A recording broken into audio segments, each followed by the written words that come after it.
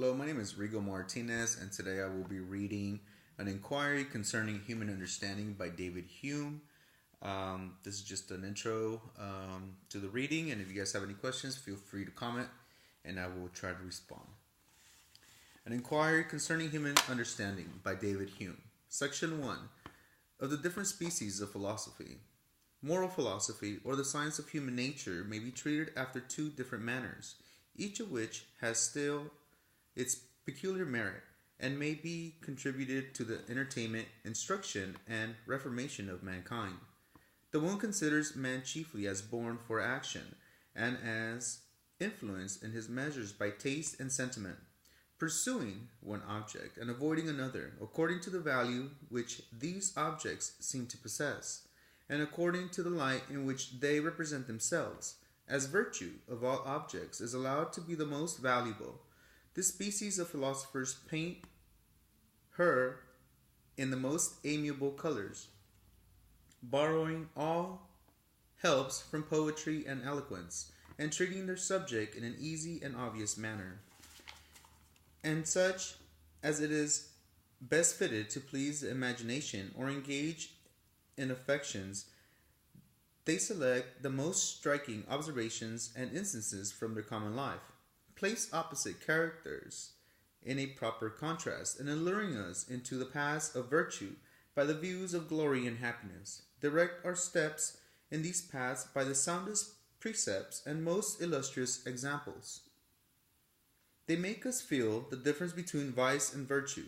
They excite and regulate our sentiments, and so they can but bend our hearts to the love of probity and true honor. They think that they have fully attained the end of all their labors. The other species of philosophers considers man in the light of a reasonable rather than an active being, and endeavor to form his understanding more than cultivate his manners. They regard human nature as a subject of speculation, and with a narrow scrutiny examine it, in order to find these principles which regulate our understanding, excite our sentiments, and make us approve or blame any particular object, action, or behavior. They think it a reproach to all literature that philosophy should not yet have fixed beyond controversy the foundation of morals, reasoning, and criticism, and should forever talk of truth and falsehood, vice and virtue, beauty and deformity, without being able to determine the source of these distinctions. While they attempt this arduous task, they are deterred by no difficulties, but proceeding from particular instances in general principles, they still push on their inquiries to principles more general, and rest not satisfied till they arrive at those original principles by which in every science all human curiosity must be bounded. Though their speculations seem abstract and even unintelligible to common readers, they aim at the approbation of the learned and the wise, and think themselves sufficiently compensated for the labor of their whole lives, if they can discover some hidden truths which may contribute to the instruction of prosperity. It is certain that the easy and obvious philosophy will always, with the generality of mankind, have the preference above the accurate and abstruse, and by many will be recommended not only as more agreeable, but more useful than the other. It enters more into common life, molds the heart and affections, and by touching those principles which actuate men, reforms their conduct, and brings them near to that model of perfection which it describes.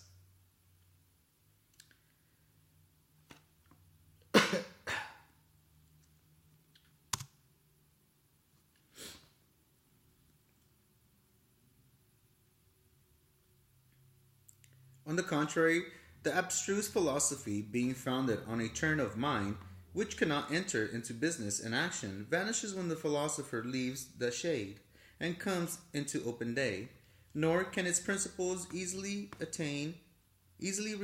any influence over our conduct and behavior. The feelings of our heart, the agitation of our passions, the vehemence of our affections, dissipate all its conclusions, and reduce the profound philosopher to a mere plebeian. This also must be confessed that the most durable as well as justest fame has been acquired by the easy philosophy, and that abstract reasoners seem hitherto to have enjoyed only a momentary reputation from the caprice of or ignorance of their age, but have now been able to support the renown with more equitable prosperity. It is easy for a profound philosopher to commit a mistake in his subtle reasonings, and one mistake in the necessary parent of another, while he pushes on his consequences and is not deterred from embracing any conclusion by its unusual appearance or its contradiction to popular opinion. But a philosopher who purposes only to represent the common sense of mankind is more beautiful and more engaging colors. If by accident he falls into error, goes no farther, but renewing his appeal to common sense and the natural sentiments of the mind, returns into the right path and secures himself from any dangerous illusions. The fame of Cicero flourishes at present, but that of Aristotle is utterly decayed. La Bruyere passes the seas and still maintains his reputation. But the glory of Malebranche is confined to his own nation and to his own age, and Addison, perhaps, will be read with pleasure when Locke shall be entirely forgotten. The mere philosopher is a character which is commonly but little acceptable in the world, as being supposed to contribute nothing either to the advantage or pleasure of society, while he lives remote from communication with mankind, and is wrapped up in principles and notions equally remote from their comprehension. On the other hand, the mere ignorant is still more despised, nor is anything deemed a sure sign of any liberal genius in any age and nation where the sciences flourish, than to be entirely destitute of all relish for those noble entertainments. The most perfect character is supposed to lie between those extremes, retaining an equal ability and taste for books, company, and business, preserving in conversation that discernment and delicacy which arise from polite letters, and in business that probity and accuracy which are the natural result of a just philosophy. In order to diffuse and cultivate so accomplishes a character, nothing can be more useful than compositions of the easy style and manner, which draw not too much from life, require no deep application or retreat to be comprehended, and send back the student among mankind full of noble sentiments and wise precepts applicable to every exigence of human life. By means of such compositions, virtue becomes amiable, science agreeable, company instructive, and retirement entertaining. Man is a reasonable being, and as such receives from science his proper food and nourishment. But so many are the bounds of human understanding that little satisfaction can be hoped for in this particular either from the extent or security of his acquisitions. Man is a sociable no less than a reasonable being. But neither can he always enjoy company agreeable and amusing, or preserve the proper relish for them. Man is also an active being, and from that disposition, as well as from the various necessities of human life, must submit to business and occupation. But the mind requires some relaxation, and cannot always support its bent to care and industry. It seems then that nature has pointed out a mixed kind of life and as most suitable to human race, and secretly admonished them to allow none of these biases to draw too much, so as to incapacitate them from other occupations and entertainments. Indulge your passion for science, says she, but let your science be human, as such as may have a direct reference to action and society. Abstruse thought and profound researches I prohibit, and I will severely punish by the pensive melancholy which they introduce by the endless uncertainty in which they involve you, and by the cold reception which your pretended discoveries shall meet with when communicated. Be a philosopher, but amidst all your philosophy, be still a man. Were the generality of mankind contented to prefer the easy philosophy to the abstract and profound, without throwing any blame or contempt to the latter, it might be the improper perhaps to comply with this general opinion, and allow every man to enjoy without opposition his own taste and sentiment. But as the matter is often carried farther, even to the absolute rejecting of all profound reasonings, or what is commonly called metaphysics, we shall now proceed to consider what can reasonably be pleaded in their behalf. We may begin with observing that one considerable advantage, which results from the accurate and abstract philosophy, is its subserviency to the easy and humane, which, without the former, can never attain a sufficient degree of exactness in its sentiments, precepts, or reasonings. All polite letters are nothing but pictures of human life in various attitudes and situations, and inspire us with different sentiments or praise or blame, admiration or ridicule, according to the qualities of the object which they set before us. An artist must be better qualified to succeed in this undertaking, who, besides a delicate taste and a quick apprehension, possesses an accurate knowledge of the internal fabric, the operations of the understanding, the workings of the passions, and the various species of sentiment which discriminate vice and virtue. How painful soever this inward search or inquiry may be appear, it becomes in some measure requisite to those who would describe with success the obvious and outward appearances of life and manners. The anatomist presents in the eye the most hideous and disagreeable objects, but his science is useful to the painter and delineated even a Venus or an Helen, while the latter employs all the richest colors of his art and gives his figures to most graceful and engaging airs. He must still carry his attention to the inward structure of the human body, the position of the muscles, the fabric of the bones, and the use of figure of every part and organ. Accuracy is in every case advantageous to beauty, and just reasoning to delicate sentiment. In vain would we exalt to one by depreciating the other. Besides, we may observe in every art or profession, even those which concern life or action, that a spirit of accuracy, however acquired, carries all of them nearer their perfection, and renders them more subservient to the interest of society. And though a philosopher may live remote from business, the genius of philosophy, it carefully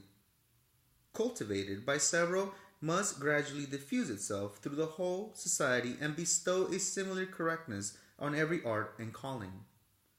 The politician will acquire greater foresight and subtlety in the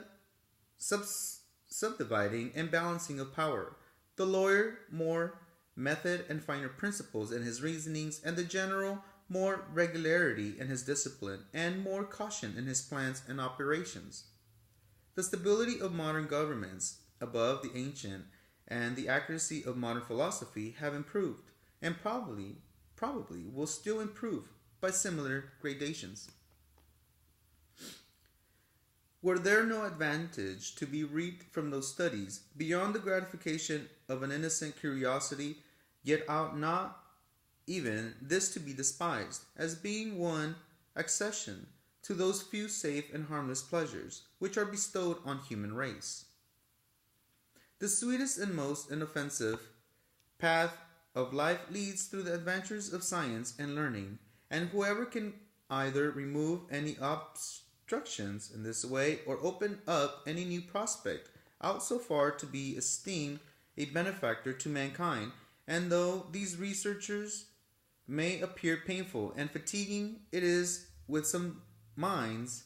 as with some bodies, which, being endowed with vigorous and florid health require severe exercise, and reap a pleasure from what, to the generality of mankind, may seem burdensome and laborious. Obscurity, indeed, is painful to the mind as well to the eye, but to bring light from obscurity, by whatever labor, must needs be delightful and rejoicing. But this obscurity in the profound and abstract philosophy is objected to, not only as painful and fatiguing, but as the inevitable source of uncertainty and error. Here indeed lies the justest and most plausible objection against a considerable part of metaphysics, that they are not properly a science, but arise either from the fruitless efforts of human vanity, which would penetrate into subjects utterly inaccessible to the understanding, or from the craft of popular superstitions, which, being unable to defend themselves on fair ground, raise these entangling brambles to cover and protect their weakness. Chased from the open country, these robbers fly into the forest, and lie in wait to break in upon every unguarded avenue of the mind, and overwhelm it with religious fears and prejudices. The stoutest antagonist, if he remit his watch a moment, is oppressed, and many, through cowardice and folly, open the gates to the enemies, and willingly receive them with reverence and submission as their legal sovereigns. But is this a sufficient reason why philosophers should desist from such researches, and leave superstition still in possession of her retreat? It is not proper to draw an opposite conclusion. It is not proper to draw an opposite conclusion and perceive the necessity of carrying the war into the most secret recesses of the enemy. In vain we do hope that men, from frequent disappointment, will at last abandon such airy sciences, and discover the proper province of human reason. For besides that many persons find too sensible an interest in perpetually recalling such topics, besides this, I say, the motive of blind despair can never reasonably have place in the sciences. Since, however, unsuccessful former attempts may have proved, there is still room for hope that the industry, good fortune, or improved sagacity of succeeding generations may reach discoveries unknown to former ages. Each adventurous genius will still leap at the arduous prize and find himself stimulated rather than discouraged by the failures of his predecessors, while he hopes that the glory of achieving so hard an adventure is reserved for him alone. The only method of freeing learning at once from these abstruse questions is to inquire seriously into the nature of human understanding and show, from an exact analysis of its powers and capacity, that it is by no means fitted for such remote and abstruse subjects. We must submit to this fatigue in order to live at ease ever after, and must cultivate true metaphysics with some care, in order to destroy the false and adulterate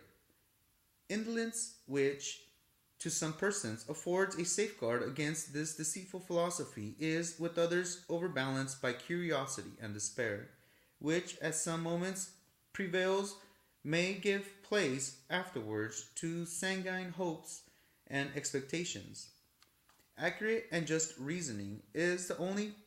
catholic remedy fitted for all persons and all dispositions,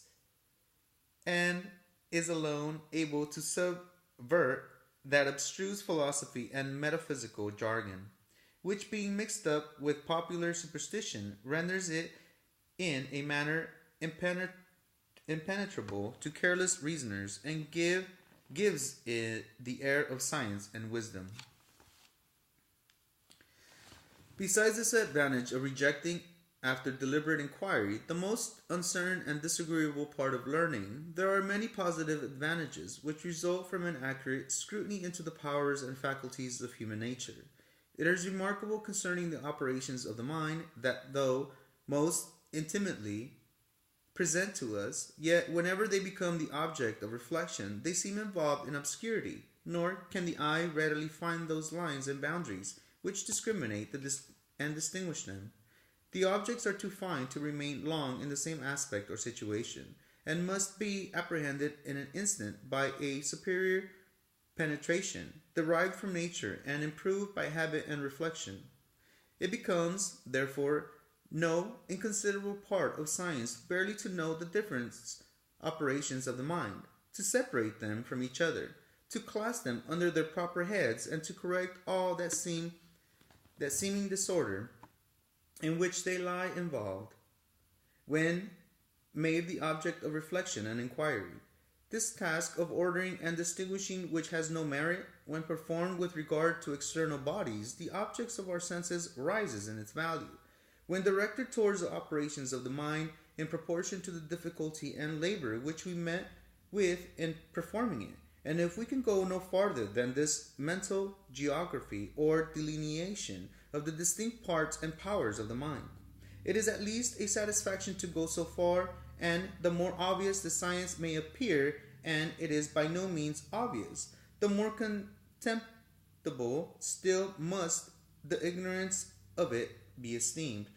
in all pretenders to learning and philosophy.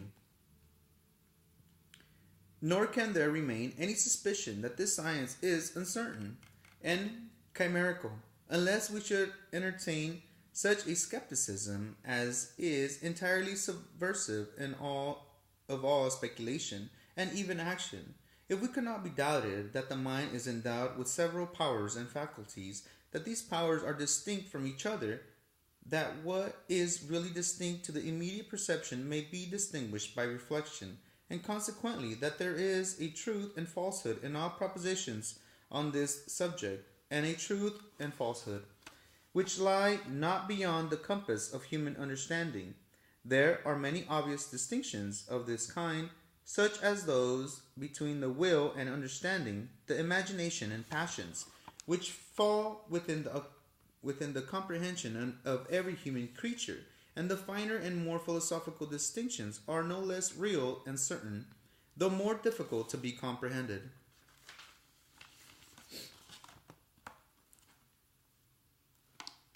Some instances, especially late ones, of success in these inquiries may give us a juster notion of the certainty and solidity of this branch of learning. And shall we esteem it worthy the labor of a philosopher to give us a true system of the planets, and adjust the position and order of those remote bodies, while we affect to overlook those who, with so much success, delineate the parts of the mind in which we are so intimately concerned?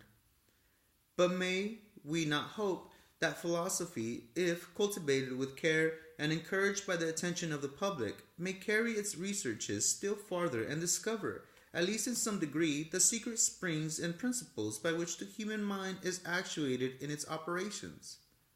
Astronomers had long contented themselves with proving from the phenomena the true motions, order, and magnitude of the heavenly bodies, till a philosopher at last arose.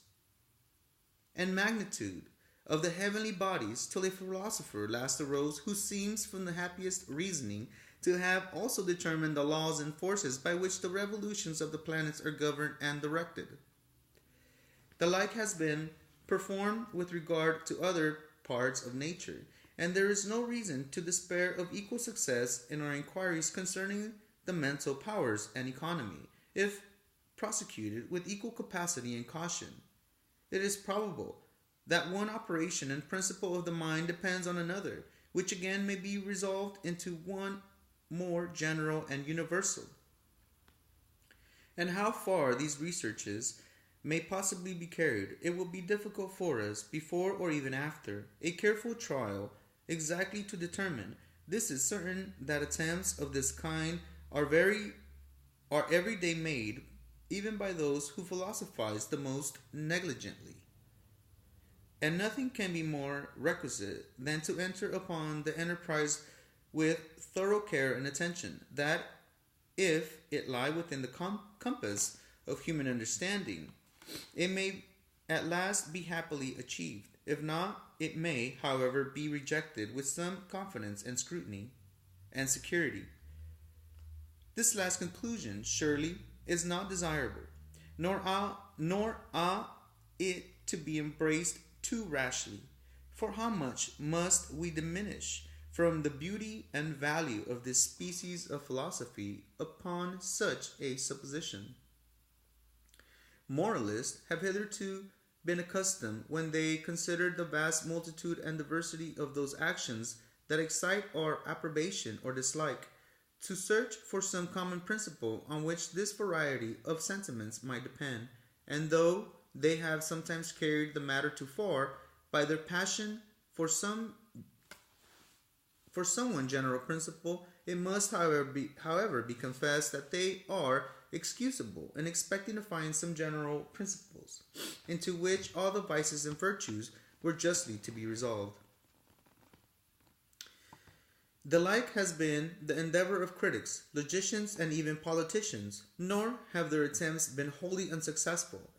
though perhaps longer time, greater accuracy, and more ardent application may bring these sciences still nearer their perfection. To throw up at once all pretensions of this kind may justly be deemed more rash, precipitate, and dogmatical than even the boldest and most affirmative philosophy that has ever attempted to impose its crude dictates and principles on mankind. What though these reasonings concerning human nature seem abstract and of difficult comprehension?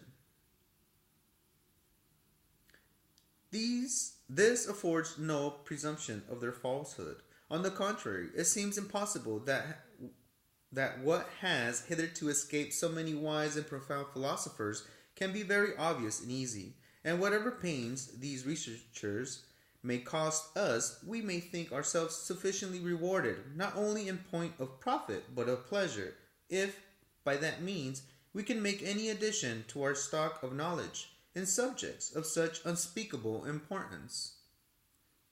But as, after all, the abstractedness of these speculations is no recommendation, but rather a disadvantage to them, and as this difficulty may perhaps be surmounted by care and art, and the avoiding of all unnecessary detail, we have in the following inquiry attempted to throw some light upon some light upon subjects from which uncertainty has hitherto deterred the wise and obscurity the ignorant. Happy if we can unite the boundaries of the different species of philosophy by reconciling profound inquiry with clearness, and truth with novelty. And still more happy if, reasoning in this easy manner, we can undermine the foundations of an abstruse philosophy, which seems to have hitherto served only as a shelter to superstition and a cover to absurdity and error. This is end of section 1 of the Inquiry Concerning Human Understanding by David Hume, read by Rigo Martinez. I will be posting continue readings of David Hume, and if you have any questions, feel free to post or comment. Have a good day.